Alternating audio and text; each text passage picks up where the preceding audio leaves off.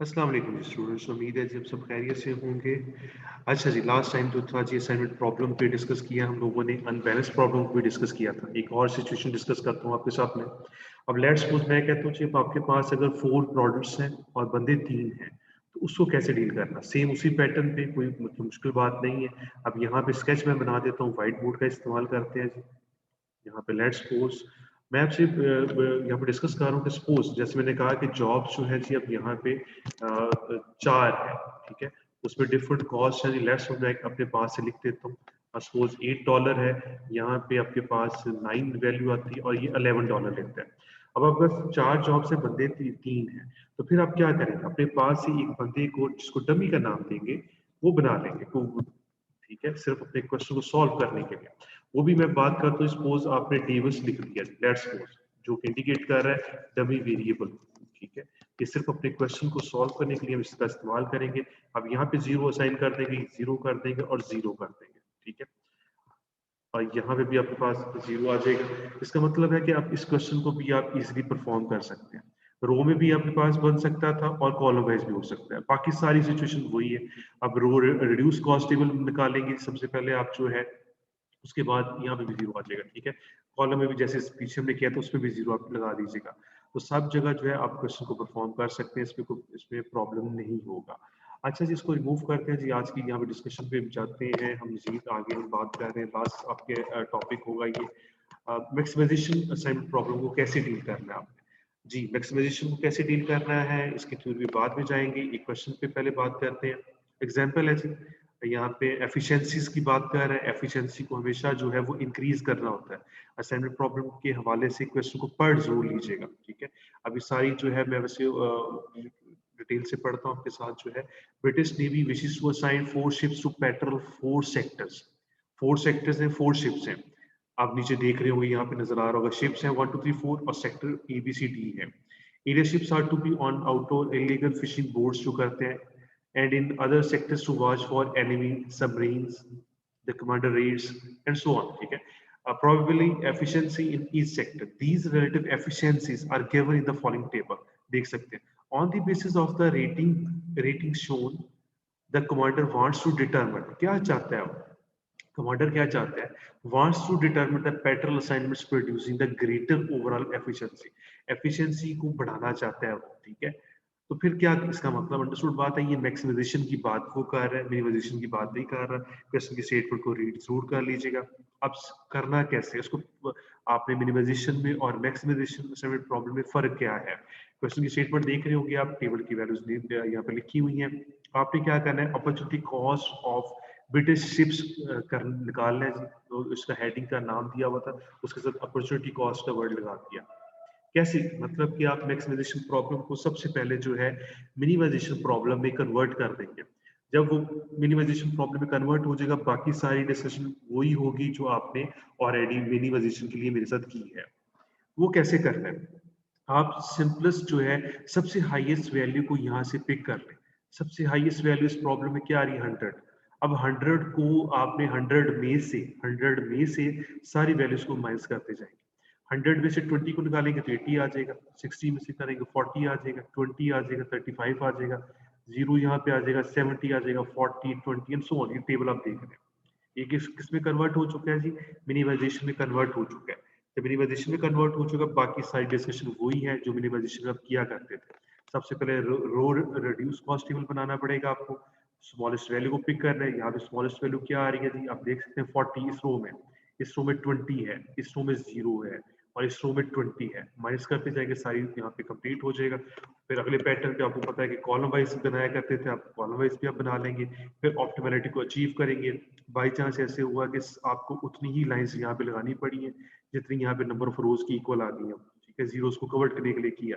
आप बता सकते हैं, अब जो है यहाँ पे मैंने फाइनल असाइनमेंट भी बना दी है। वो फिर कैसे बनाते हैं वो भी आपको पता है कि किसी रो या कॉलम को पिक करना है जिसमें एक जीरो आ रहा है। अब आप वैसे देखें तो इस कॉलम एक जीरो आ रहा है, सपोज इस रो को ऐसे भी खत्म कर सकते हैं। तो इसका मतलब है कि फोर्स शिफ्ट जो है वो क्या करेगा? ई सेक्टर पे जाएगा। तो वही लिखा, फोर्स जो है वो ए पे जाएगा। बाकी सारा क्वेश्चन जो है आपने यहाँ से देख के इसको कंप्लीट कर लेना जी। मैंने ऑलरेडी वैसे बना दिया सारा स्केच जो है। फाइनल जो है असाइनमेंट्स मैंने फाइनली लिखी है, आपने वो लाइंस ड्रॉ कर करके लिखनी है कि किसी रो या कॉलम में एक जीरो आना चाहिए।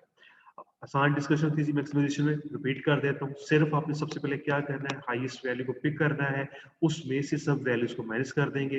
बाकी सारी डिस्कशन जो है वो अब जो भी आपका टेबल बन चुका है वो आपका प्रॉब्लम मिनिमाइजेशन में कन्वर्ट हो चुका है। अब जैसे आप मिनिमाइजेशन में किया करते थे उसी पैटर्न पे आप इसको सॉल्व करेंगे। इसकी थ्योरी पे आ जाए, उसने वही लिखा हुआ है कि select the largest cell value in the profit matrix में क्लिक करें, वही हमने आइडेंटिफाई की थी यहाँ पे। फिर वो कहता है कि construct a new cost matrix बन जाएगा बाय सब्ट्रैक्टिंग। कैसे बनेगा, each of the cell values of the original profit matrix from the largest cell value in the profit matrix, minus कर दें जैसे हमने कहा। Produce to final assignment producing कैसे करेंगे जी, वो उसी तरह कन्वर्ट प्रॉब्लम कर चुका है गिवन मेथड में, वो मिनिमाइजेशन का बन चुका है, कन्वर्ट हो चुका है, फिर आप उसी फाइनल स्टेज पे इसको सॉल्व करके कंप्लीट कर लेंगे। आपके साथ जो है जी असाइनमेंट प्रॉब्लम की डिस्कशन कंप्लीट हो जाती है और यहाँ पे थ्योरी पे वापस आ जाएंगे। असाइनमेंट प्रॉब्लम के जो स्टेप्स हैं अब आपको मैं यहाँ पे आ जाएंगे जो मैंने पीछे छोड़ दिए थे आपको समझाने के लिए, इसलिए पहले न्यूमेरिकल वर्क मैंने किया था। स्टेप्स हैं इंजीनियरिंग मेथड में, सबसे पहले आपका नंबर 1 स्टेप और 2 और 3 स्टेप्स हैं। फर्स्ट स्टेप में क्या करते हैं, find the opportunity cost table बनाना है आपने। कैसे बनाते हैं, उसमें दो पोर्शन करने पड़ेंगे, ए और बी। वो क्या है, subtracting the smallest number in each row of the original cost table from every number in that row. और बी में क्या आ जाएगा, कॉलम के लिए बात करेगा वो, the subtracting then subtract the smallest number in each column. लेकिन ये बात माइंड में रखनी है, सबसे पहले आपने रो रिड्यूस कॉस्ट टेबल बनाना है, फिर आपने कॉलम बनाना है, ठीक है। Column of table obtain part E, जो पार्ट ए में बना चुके हैं उसको लेके आपने कॉलम की बात करनी है, from every number in that column. Step 2 में क्या करते हैं, test the table resulting from step 1 to see whether an optimal assignment can be made. वो कैसे आइडेंटिफाई करते हैं, मैंने बोल्ड करके लिखा है, how to test optimal assignment, draw the minimum number of vertical and horizontal straight lines, necessary to cover all zeros in the tables. Okay, table. If the number of lines equal to the number of rows in the table, an optimal assignment can be made. बातें हो चुकी हैं, आप समझ भी सकते हैं वो सारी बातें जो है। If the number of lines is less than the number of rows or columns, we proceed to step number 3. Then वो हम क्या किस पे चले जाएंगे जी, स्टेप 3 पे चले जाएंगे। स्टेप 3 क्यों करना पड़ेगा, सिर्फ आपको जब फाइनल असाइनमेंट अगर आपकी नहीं मिल रही, वो कब नहीं मिलेगी, वही उसने बात की कि वो कब नहीं मिलेगी, जब नंबर ऑफ लाइन जो है वो लेस होंगी नंबर ऑफ रोज से, या कॉलम्स भी कह सकते हैं। वो पता है कि नंबर ऑफ रोज और कॉलम्स इक्वल होते हैं, ठीक है। बैलेंस प्रॉब्लम में भी और अनबैलेंस में भी आप उसको डमी डिक्लेयर करके इक्वल बना लेते हैं। तो लाइन्स जो है वो नंबर ऑफ रोज पे भी कह सकते हैं, कॉलम्स की बात भी कर सकते हैं। स्टेप 3 क्या होगा, रिवाइज करना पड़ता है। रिवाइज कैसे करते हैं, आपको जैसे मेथड याद होगा, revise the present opportunity cost table. This is done by subtracting the smallest number not covered by a line.